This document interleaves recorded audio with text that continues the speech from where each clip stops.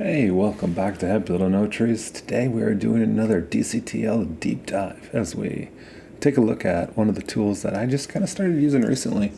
The only reason I can only say that I started using recently is because it recently came out.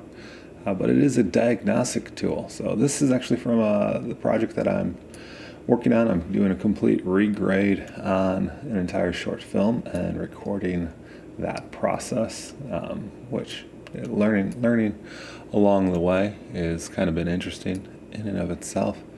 But we have already worked on this footage, and that was recorded, so you can hit the link up there or wherever that puts that to go check that out. But a diagnostic tool that I've been playing around with. It's a DCTL, and so this is a DCTL deep dive, so we gotta really do that. I'm going to call this line scopes here just for sake of clarity. But this was made by a really smart coder. You can get it for free on GitHub.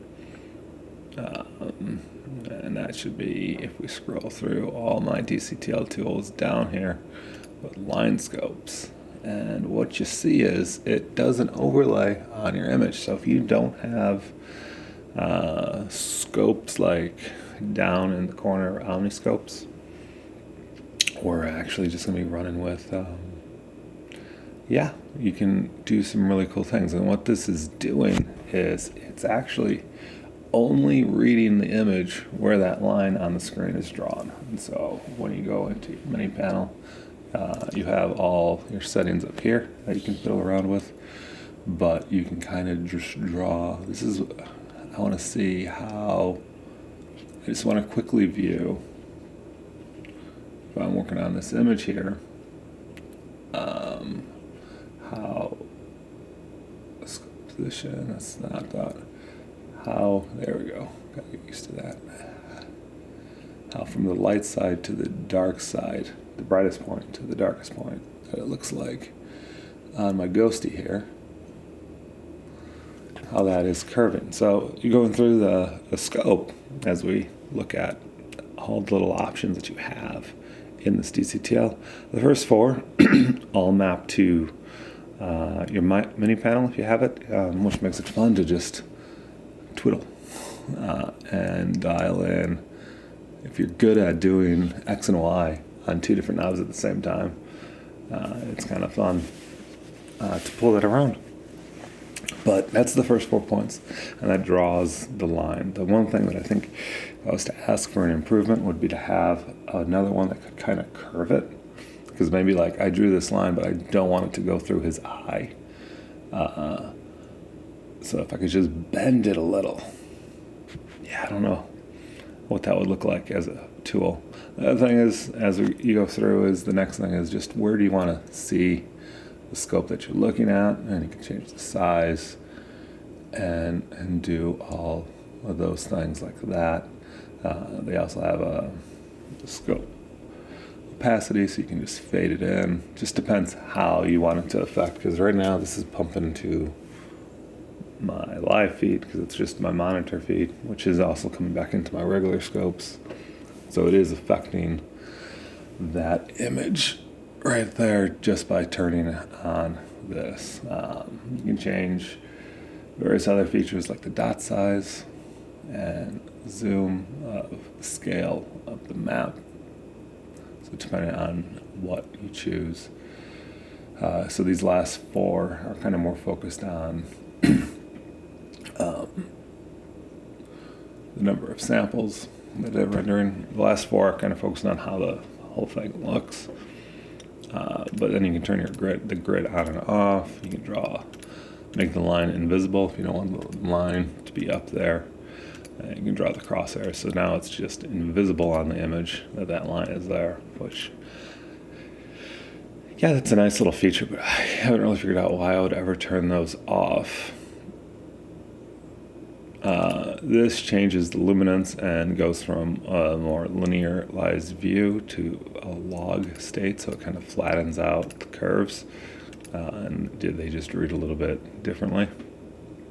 But then he has all these different choices. So you can look at your RGB waveforms, so it splits the lume, the parade pretty much, for instead of just being the combined total luminance down to what's happening on each of my channels.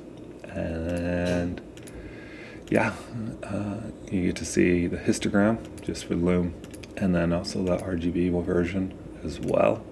And then you get this, which kind of shows your lume versus hue at various saturation levels, so the different colors and the different vibrancies of the image. And you can see how my little ghosty is kind of sandwiched in there, and he is doing his own little thing. But what I was looking at for this is how, when I'm jumping around to different shots, I kind of want to have in my mind what as this ghosty goes through, like what is the average rate of drop off, like why is he so hot on the one side. And that's going to help when I come in, if I'm going to do a power window what, there it is, like if I wanted to take down, just change this soft. Let's make this a little bigger. Just kick it. I'm going to take down this side of the room. You can see I'm slowly dropping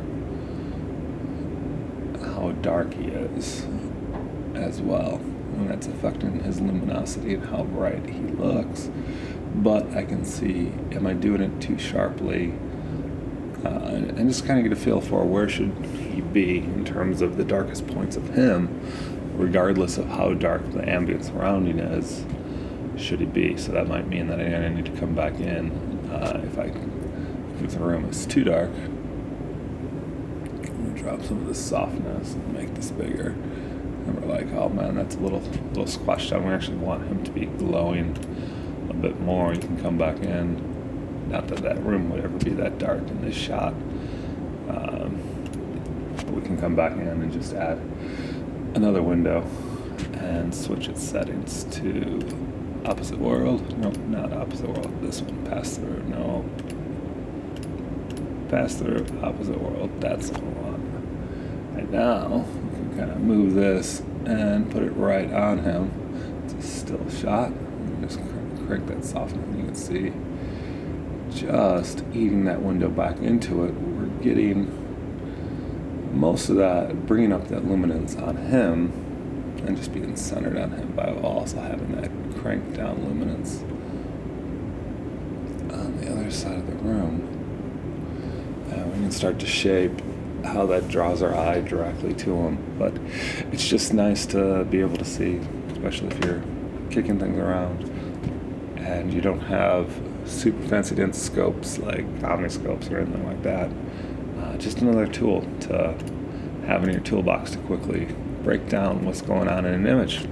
So, hope you like this deep dive on a tool that I am starting to use every once in a while just to kind of see what's going on in the image. But yeah, like, subscribe, do all those other YouTube things. There are more DCTL deep dives on the channel, and I will see you in the next one. It's either here or whenever you feel like coming back to listening to me talk. Some people like to fall asleep to me. I find that fascinating. If there's a DCTL also that you'd like me to take a look at and do a little mock-up video on, yeah, let me know in the comments.